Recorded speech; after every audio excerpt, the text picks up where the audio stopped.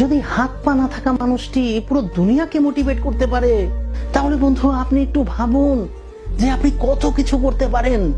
9 বছর বয়স পর্যন্ত যে মানুষটি কথাই বলতে পারতো না, সে যদি এ দুনিয়ার মহান সায়েন্টিস্ট হতে পারে, তাহলে বন্ধু আপনি একটু ভাবুন যে আপনি কত কিছু করতে পারেন। 24 বছরের ছেলেটি যদি 4000 কোটি টাকার কোম্পানি চালাতে পারে, তাহলে বন্ধু আপনি একটু ভাবুন যে আপনি কত কিছু করতে পারেন।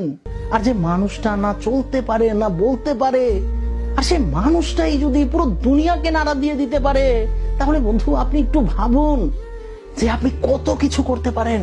ছোটবেলায় যাকে বুদ্ধি প্রতিবন্ধী বলা হতো, আর যাকে এ কারণে স্কুল থেকেও বের করে দেওয়া হয়েছিল, সেই বাচ্চাটি যদি বড় হয়ে পুরো পৃথিবীকে আলোকিত করতে পারে, তাহলে বন্ধু আপনি একটু ভাবুন যে আপনি কত কিছু করতে পারেন। আরে যদি একজন দারোয়ান বলিউডের সুপারস্টার হতে পারে, তাহলে বন্ধু আপনি একটু ভাবুন যে আপনি কত কিছু করতে পারেন।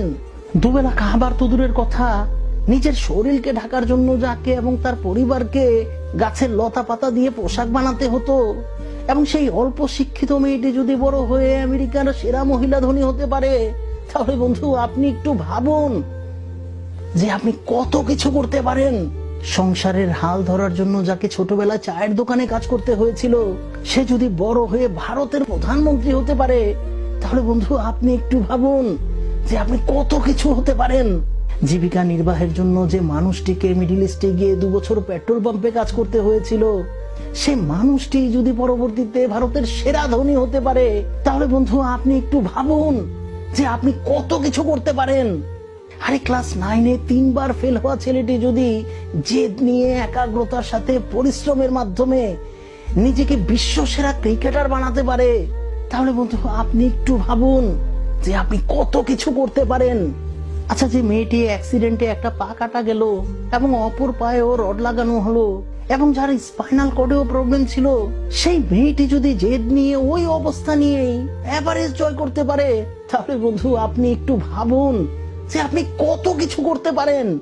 যদি একজন মিডল ক্লাস ছেলে গুগলের সিইও হতে পারে, তাহলে বন্ধু আপনি একটু ভাবুন যে আপনি কত কিছু করতে পারেন। আরে একজন বাসের কন্ডাক্টর যদি সুপারস্টার হতে পারে, তাহলে বন্ধু আপনি একটু ভাবুন যে আপনি কত কিছু করতে পারেন।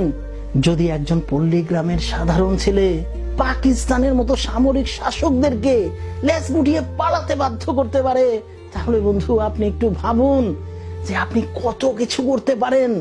আর এটা নয় যে এই সকল মানুষদের মধ্যে অনেক অনেক স্পেশালিটি ছিল, অনেক অনেক যোগ্যতা ছিল। আরে যোগ্যতা তো আপনার মধ্যেও আছে, জাস্ট ওটাকে খুঁজে বের করতে হবে।